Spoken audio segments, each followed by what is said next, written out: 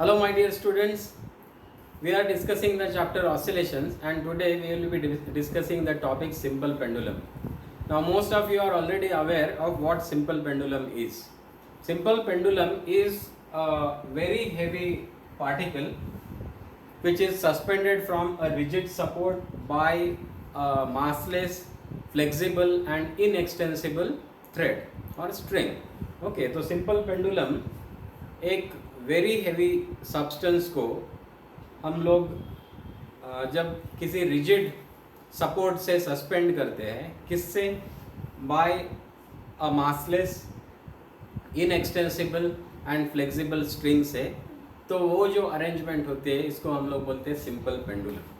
अब ये तो हो गया हमारा आइडियल सिंपल पेंडुलम, लेकिन प्रैक्टिकली एक point substance, point mass cannot be very heavy mass, इसलिए practical simple pendulum consists of a heavy metal bob.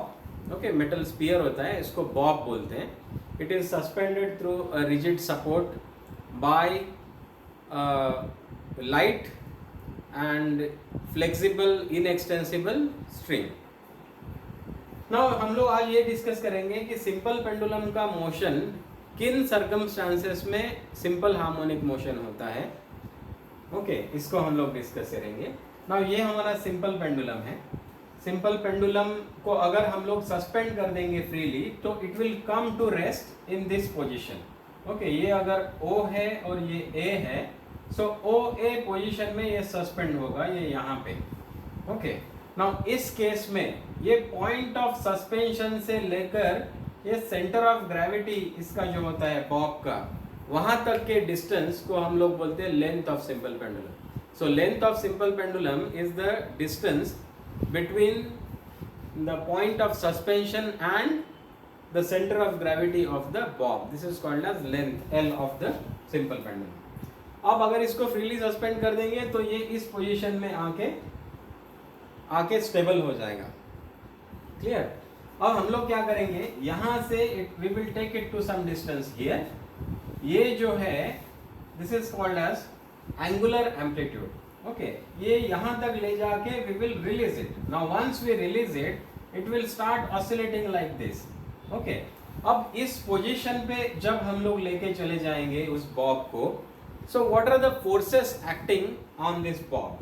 C, there are two forces which are acting on the bob at that point. First one is its weight. Okay, what is the weight? Weight is equal to m into g. M is the mass of the bob and g is acceleration due to gravity. And what is the other force that acts on it? The other force is the tension in the string. Tension को T dash से हम लोग represent करेंगे क्योंकि बार बार time period के लिए हम लोग T यूज करते जा रहे हैं, इसीलिए कंफ्यूजन ना हो. For that we are using T dash for representing tension in this string. Now how the tension acts? Tension acts along the string towards the support. So tension T dash acting along the string. Okay, along the string and directed towards the support. Towards the support. Okay. So ये दो forces act हो रहे हैं. अब हम लोग क्या करते हैं कि ये weight तो vertically mg वर्टिकली डाउनवर्ड्स ऐसा एक्ट होता है. Now we will resolve weight mg into two components. Resolve weight into two components. कौन से दो कंपोनेंट्स होंगे?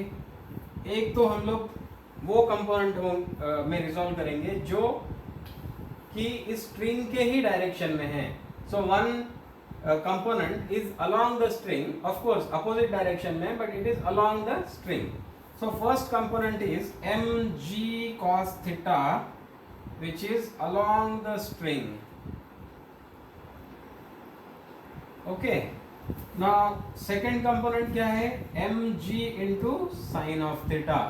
See, ये theta है तो ये भी theta होगा. ये mg है, so this one will be what? mg into cos of theta. तो दूसरा ये जो कंपोनेंट है which is perpendicular to this string, ये क्या होगा फिर? mg into sin theta. ये resolution of forces we have discussed on many occasions. Okay, so I will not go into that now. So mg sin theta, which is perpendicular to the string. Now see, this component mg cos theta, it balances this tension T dash. Okay, so component mg cos theta balances T dash because there is no motion along the string, along the vertical, along the string. Okay, इस direction में कोई motion नहीं है. इसका मतलब क्या है, mg cos theta completely balances the tension T dash. अब दूसरा कंपोनेंट जो है वो क्या करेगा, दूसरा कंपोनेंट mg sin theta जो कि इसको परपेंडिकुलर है, see it is directed towards the mean position. ये क्या करेगा, mg sin theta acts as the restoring force. This acts as the restoring force. और आप लोग जानते हो अभी कि restoring force always tries to bring the particle back to its mean position. In fact, it is responsible for the oscillations of the particle. So mg sin theta acts as the restoring force. Now F, restoring force F, is equal to mg into sin of theta. Clear? Now for very small angles, see, for very small angles,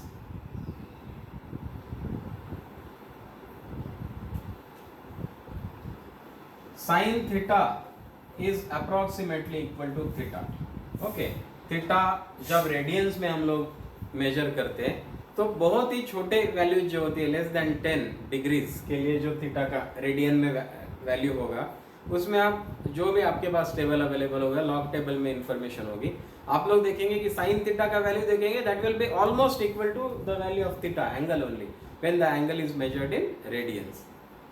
तो here then F will be equal to what, F will be equal to mg into this theta. Okay, now ये restoring force है ना, we will put this minus. Okay, so F is equal to minus mg into theta. Now ये तो this is part of the arc, but हम लोग its value is, this theta is very very small. अब ये जो arc है ना, if this distance is x, this arc length is x, then you will know that this length L into theta is equal to x. So therefore theta is equal to what, x upon L. Okay, L is the length. So therefore this is equal to minus mg into theta. What is theta? X divided by L. Okay, now see, this is what is actually the definition of oscillations. Okay, simple harmonic motion के definition में ही हमने देखा कि इस type का to and fro motion जिसमें कि the force is directly proportional to displacement from the mean position and it is directed opposite. Clear? So ये जो डिस्प्लेसमेंट का डायरेक्शन है उसके अपोजिट डायरेक्शन में ये एक्ट हो रहा है ये रिस्टोरिंग फोर्स. अगर ये फोर्स इस टाइप का है तो हम लोग इसको बोलते हैं, this is what, simple harmonic motion और oscillatory motion. So therefore this type of the motion of the simple pendulum in which theta, that is the angular displacement or angular amplitude, is very very small,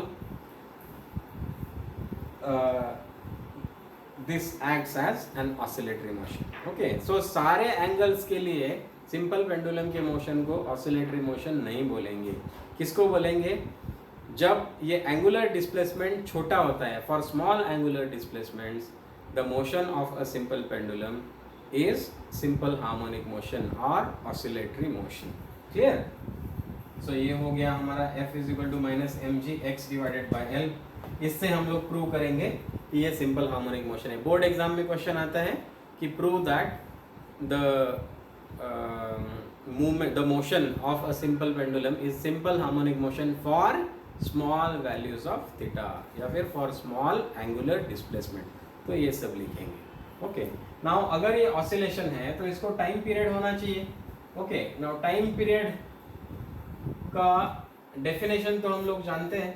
so time period t is equal to what, 2 pi upon what acceleration per unit displacement. Okay, तो अभी देखो force is equal to mass into acceleration. This force and this is equal to mass into acceleration. This is equal to minus mgx upon L. So m will cancel. So therefore A is equal to minus gx upon L. We are not bothered about this negative sign. Clear? It is just to show the direction, nothing more than that. So now x को इधर लेके आएंगे. X upon A upon x is equal to minus g upon L.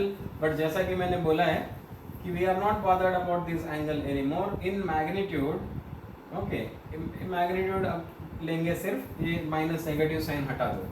So A by x is what? Acceleration per unit displacement. This is equal to g upon L. Therefore, time period t is equal to 2 pi upon under root of acceleration per unit displacement is g upon L. That means this is equal to 2 pi under root of L upon g. इसको ऊपर लेके चलेंगे ना. Clear? So therefore this is the time period. Now frequency और time period के बीच में relation क्या है? You already know. Frequency is the reciprocal of time period. So n is equal to 1 upon t. So this is equal to 1 upon 2 pi under root of g upon L. This is the frequency. Okay. So now you know what is the time period, you know what is the frequency.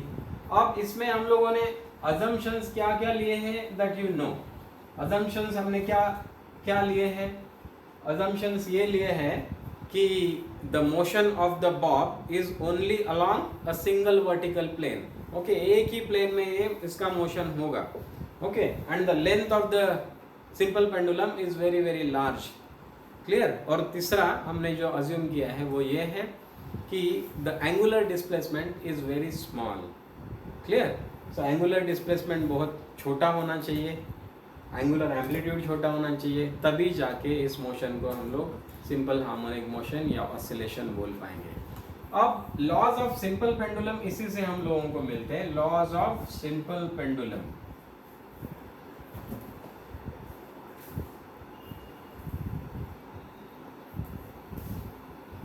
Laws of simple pendulum क्या है? T is equal to हमने क्या देखा था? 2 pi under root of L upon g. इसी से हम लोगों को 4 लॉज ऑफ सिंपल पेंडुलम मिलेंगे. फर्स्ट ये है कि यहाँ पे क्या है ये देखो सबसे पहले. So time period is directly proportional to the square root of length of the simple pendulum. This is the first law. Okay, time period of the simple pendulum is directly proportional to the square root of the length of the simple pendulum. Then second one, t is directly inversely proportional to under root of g. Clear? ये देखिए 1 upon under root of g. So time period of the simple pendulum is inversely proportional to the square root of acceleration due to gravity at that place. Okay, ये तो दो laws इससे मिल गए जो चीजें वहाँ पे है. अब दो और लॉज है वो उन पे बेस्ड है जो चीजें यहाँ पे दिखती नहीं है. Time period does not dependent upon mass. Okay, देखिए सिंपल पेंडुलम या बॉब के मास पे टाइम पीरियड डिपेंड नहीं करता है. Okay, the fourth one is it does not depend upon the amplitude. Time period does not depend upon the amplitude. देखिए amplitude कहीं है नहीं. Clear? So these are not dependent upon amplitude. सो जो चीजें हैं उन पे दो और जो नहीं है इन पे दो. ऐसे चार चीजों पे चार चीजें इसमें देखेंगे हम लोग. Laws of simple pendulum. Okay, I hope you have understood the simple pendulum completely. It's very easy topic. The thing is that you have to remember that simple pendulum के motion को oscillation तभी बोलेंगे जब the angular amplitude is very very small. ज़्यादा बड़ा angular amplitude लेंगे तो फिर sin theta will not be equal to theta. फिर this cannot be oscillation. Clear?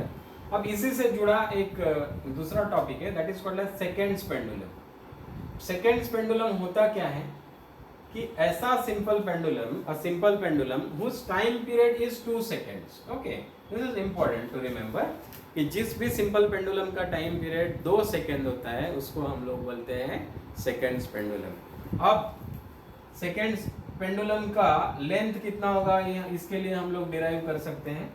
Time period is equal to 2 pi under root of L upon g, all of you know this. अब time period हमको चाहिए कितना, 2 second, so t is equal to 2, this is equal to 2 pi under root of l upon g, 2 will cancel, so 1 upon pi is equal to under root of L by G, square on both the sides, so you will get 1 upon pi square is equal to L upon G, so therefore L is equal to G upon pi square। so seconds pendulum design करने के लिए जो length हमको लेनी पड़ेगी, that length depends upon the acceleration due to gravity at that place. तो क्या seconds pendulum के लिए मास मैटर करता है? नो। टाइम पीरियड के लिए वैसे भी हमने देखा है कि मास मैटर नहीं करता है। तो किसी एक प्लैनेट पे सेकेंड्स पेंडुलम का लेंथ क्या होना चाहिए, ये कौन डिटरमाइन करेगा? This will be determined by acceleration due to gravity at that planet. सारे प्लैनेट पे एक्सेलरेशन ड्यू टू ग्रेविटी तो सेम होती नहीं है। सेम प्लैनेट पे, सेम हाइट पे, डिफरेंट हाइट्स पे एक्सेलरेशन ड्यू टू ग्रेविटी भी सेम नहीं रहती। इसलिए किसी भी प्लेस पे अगर हमको सेकेंड्स पेंडुलम चाहिए तो इसका length acceleration due to gravity पे ही निर्भर करेगा। Clear? Similarly acceleration due to gravity कितना होगा ये अगर डिटरमाइन करना है तो क्या कर देंगे, L इंटू पाई स्क्वायर। अगर लेंथ हम लोगों को पता है तो पाई स्क्वायर से मल्टीप्लाई करेंगे तो वहाँ का एक्सेलरेशन ड्यू टू ग्रेविटी हम लोगों को क्लियरली पता चल पाएगा। Okay, so this is our simple pendulum and this is seconds pendulum. We will discuss all the numerical problems in our online lecture. Okay, here I will try to clear all the theory aspects. I hope you are understanding everything. Keep watching the videos and give me feedback. Subscribe to this channel. Thank you very much.